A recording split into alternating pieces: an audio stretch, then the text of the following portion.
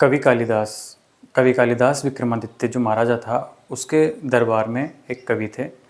काफ़ी बुद्धिमान और बहुत ज़्यादा सम्माननीय व्यक्ति थे। तो उन्हें एक बार अपनी विद्वता के ऊपर काफ़ी घमंड हो गया कि उन्हें लगा कि उनसे ज़्यादा इस दुनिया में कोई बुद्धिमान नहीं है, कोई सम्माननीय नहीं है। तो एक दिन पड़ोसी राज्य से उनको आमंत्रण मिला कि आप हमारे साथ आइए और शास्त्रार्थ कीजिए। कवि कालिदास को काफ़ी प्रसन्नता हुई।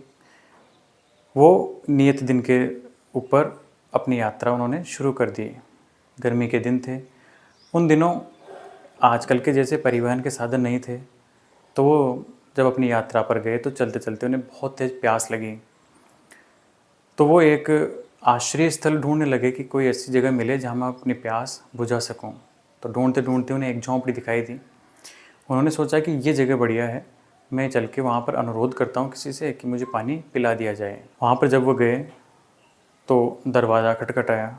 वहाँ से एक छोटी बालिका मटकी लेकर आई। वो पानी भरने जा रही थी। संयोग था कि उन्होंने दरवाज़ा खटखटाया और वो बाहर आई। झोंपड़ी के सामने एक कुआँ था, वहाँ पर वो पानी भरने लग गई। तो कवि कालिदास उनके पास गए और कहा, बालिके मुझे पानी पिला दो।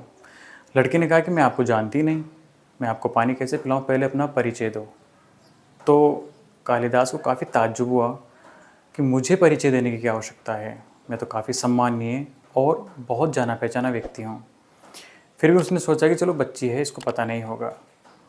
तो उसने कहा कि आप बच्ची से कहा कि आप अपने परिवार से किसी बड़े व्यक्ति को भेजो, वो मुझे पहचान जाएंगे, क्योंकि मुझे कोई परिचय देने की आवश्यकता नहीं है। लड़की ने कहा ठीक है, लेकिन मैं आपको पानी तभी पिलाऊंगी जब आप अपना परिचय देंगे। तो कालिदास ने कहा कि मैं बलवान हूँ। तो लड़की ने कहा कि नहीं, आप असत्य बोल रहे हैं। बलवान दो ही हैं इस दुनिया में, वो है भूख और प्यास, और उसी में से एक यानी कि जो प्यास है उसी की वजह से आप क्षीण हो चुके हैं। तो भूख और प्यास किसी भी बलवान व्यक्ति को, कितनी भी शक्तिशाली व्यक्ति को झुका सकते हैं। तो बलवान तो दो ही हैं, आप सत्य बताओ आप कौन हो। तो कालिदास ने कहा कि मैं बटोई हूँ। तो लड़की ने कहा कि नहीं, दुनिया में बटोई तो दो ही हैं, क्योंकि बटोई उसे कहते हैं जो दिन रात बिना थके चले। तो यहाँ पर बटोई सिर्फ सूरज और चांद ही हैं, इनके अलावा कोई बटोई नहीं है, आप सत्य बताएं। लड़की के तर्क काटते थे। कालिदास काफ़ी सोच मुद्रा में पड़ गए और लड़की पानी भरकर अंदर चली गई। कालिदास ने सोचा कि इस तरह तो मैं प्यासा ही मर जाऊँगा। फिर वो थोड़ा उन्होंने वेट किया। इतने में उसकी जो वृद्धा माँ थी वो बाहर निकल कर आई, वो भी पानी भरने आई थी। जब वो पानी भरने लगी तो फिर कालिदास ने कहा कि माते मुझे पानी पिला दो। तो वृद्धा ने कहा कि आप पहले अपना परिचय दीजिए, मैं आपको नहीं जानती, बाद में आपको मैं पानी पिलाऊंगी। कालिदास ने कहा कि मैं मेहमान हूँ।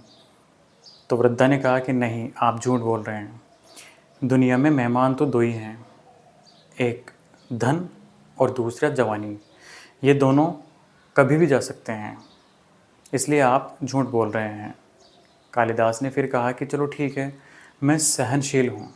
तो वृद्धा ने कहा कि नहीं, आप फिर से झूठ बोल रहे हैं, सहनशील दुनिया में दो ही हैं, एक तो पेड़ जिनके अगर आप पत्थर मारो तो भी वो फल देते हैं, और दूसरा इस दुनिया में जो सहनशील है वो है धरती, जिसका सीना चीर कर किसान बीज बोता है, उसके बावजूद भी वो उसे फसल के रूप में अपना खजाना लुटाती है। कालिदास फिर से निरुत्तर हो गए। उन्होंने इस बार कहा कि माता, कि मैं ज़िद्दी हूँ, ढीठ हूँ।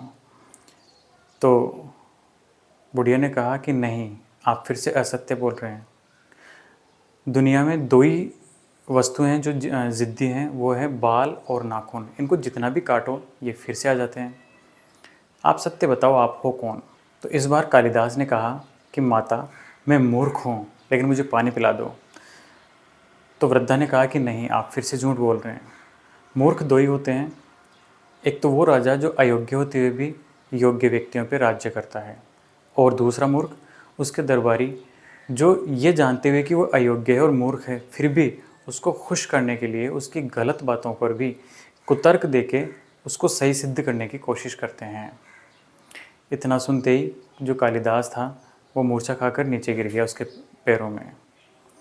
तो वृद्धा ने उसे उठाया और कहा कि क्या हुआ।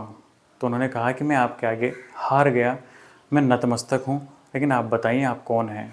तो उन्होंने कहा वृद्धा ने कि मैं बिल्कुल एक साधारण स्त्री हूँ, लेकिन जब मैंने आपकी बातें सुनी, मैं आपको अच्छी तरह जानती हूँ कि आप कालिदास और बहुत सम्माननीय व्यक्ति हो, लेकिन जब आपकी और बच्ची की बातें सुनी तो मैं समझ गई थी कि आपको अपनी बुद्धि का बहुत ज़्यादा घमंड है, इसलिए मैं बाहर आई।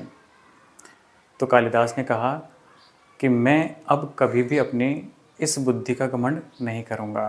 तो हमें इंस्पिरेशन यही मिलती है इस कहानी से कि हमें किसी भी वस्तु का घमंड नहीं करना चाहिए, चाहे वो सुंदरता का हो, पैसे का हो या बुद्धि का हो या कपड़ों का हो। किसी भी चीज़ का घमंड अच्छी बात नहीं है। बिल्कुल साधारण ज़िंदगी जिएँ और खुश रहें। जय हिंद, जय भारत।